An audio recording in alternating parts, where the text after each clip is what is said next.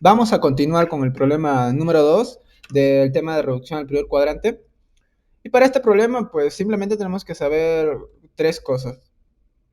Una, la más fácil, que es ubicar el ángulo que nos está pidiendo en el plano cartesiano. Por ejemplo, ese 300 vendría a estar más o menos en el tercer cuadrante.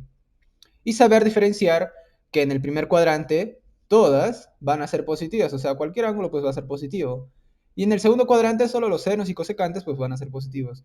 En el tercero solo las tangentes y cotangentes. Y en el cuarto cuadrante pues solo los cosenos y los secantes. Después lo que tenemos que hacer es escribir esos ángulos que tenemos ahí en función de los ángulos cuadrantales. Ángulos cuadrantales me refiero a los que están en vertical o horizontal, o sea, el 360, el 90, el 180 y el 270. Ahora, ¿qué ángulo elegir? Pues en este caso, lo más recomendable es usar los ángulos cuadrantales horizontales, porque en este caso pues no vamos a hacer nada. En cambio, si eligen los ángulos cuadrantales verticales, lo que tenemos que hacer es hallar su corrazón.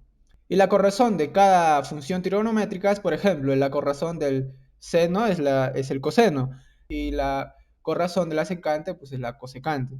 Y en sí vendría a ser un poco más complicado. Y eso es lo único que tenemos que saber para resolver este problema. Listo, entonces voy a hacer lo que acabo de decir. Voy a escribir esos ángulos que tenemos acá en función de los ángulos cuadrantales. Y en los ángulos cuadrantales, pues horizontales. Pues para que no esté usando la corrazón. Como se fijan, simplemente ese 300 estoy escribiendo como 360 menos 60, que vendría a ser lo mismo.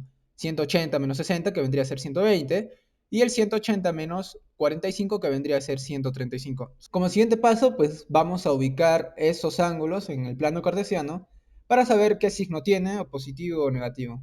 Si nos fijamos en el primero, nos está pidiendo hallar el seno de 300. Y 300 más o menos está en el cuarto cuadrante. Y en el cuarto cuadrante solo son positivos los cosenos y secantes. Y como queremos hallar un seno, pues ese seno que queremos hallar, pues nos va a dar negativo. Entonces esto va a ser negativo. Vamos a hacer lo mismo con lo siguiente. Coseno de 120. Primero, ubicamos ese 120 en el plano cartesiano. Y ese 120 más o menos está pues en el segundo cuadrante. Y en el segundo cuadrante pues solo son positivos los senos y cosecantes. Eso quiere decir que este coseno de 120, o sea, coseno de 180 menos 60, esto me va a dar negativo también. Ahora hacemos lo mismo con esta tangente. El 135 más o menos está también en el segundo cuadrante. Eso quiere decir que va a ser negativo, porque solo son positivos las tangentes en el tercer cuadrante. Una vez hecho esto, pues lo que vamos a hacer es desaparecer este 360 y solo va a quedar seno de 60 en este caso, coseno de 60 y tangente de 45. Y ahora se preguntarán por qué es que desaparecen sus ángulos cuadrantales. Porque lo que realmente estamos haciendo, por ejemplo, este coseno de 120, el 120 lo voy a ubicar, que va a estar en el segundo cuadrante. Este 120 vendría a ser este de acá, o sea, 120. Y el ángulo que le complementa hasta el 180, pues va a ser 60. Si se fijan, lo que estamos hallando es el coseno.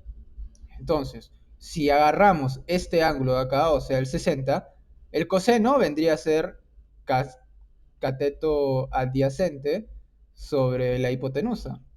Entonces, si aplicamos esta regla, pues simplemente el cateto adyacente vendría a ser la parte inferior. Si dibujamos un triángulo acá, la parte inferior. Y la hipotenusa vendría a ser esta, ¿verdad? Entonces, la parte inferior, o sea, el cateto adyacente, vendría a ser un número negativo. ¿Por qué? Porque está en la parte negativa de las ejes de las abscisas, o sea, de las X. Y la hipotenusa, pues, es un positivo. Si aplicamos esa regla, un negativo entre un positivo, pues me va a dar un negativo. Por eso es que este coseno de 120, pues me va a dar el negativo. Y como ya hallamos la razón trigonométrica de este 60 en función de todo esto, simplemente podemos escribir como coseno de 60, pero respetando el signo que acabamos de hallar. Entonces vamos a hacer lo mismo con estos tres ángulos y pues simplemente nos quedaría así. O sea, en el primero, como hemos escrito en función de 360, este 360 desaparece, igual el 180 y el 180.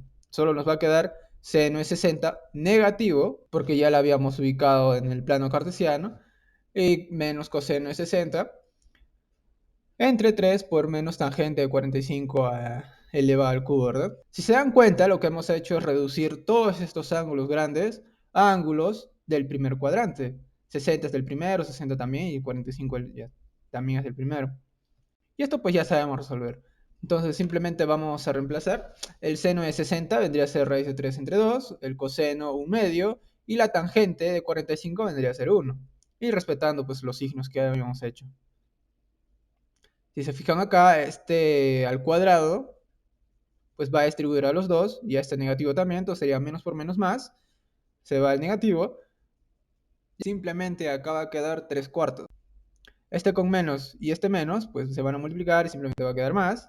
Van a ser los dos homogéneos. Acá en la parte inferior, ese negativo pues se va a multiplicar 3 veces, porque está elevado al cubo, entonces vendría a ser simplemente el negativo, y multiplicado por 3, o sea, menos 3.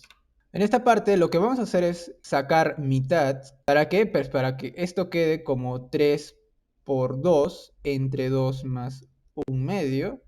Y como los dos son homogéneos, pues ya los podemos unir. O sea, 3 por 2, 6 más 1 sería 7. Eso quedaría 7 medios entre menos 3. Este 2 va a bajar a la parte inferior y pues simplemente va a quedar 7 entre 6 negativo. Esta sería la respuesta de este problema número 2. La clave para este problema pues, vendría a ser la B.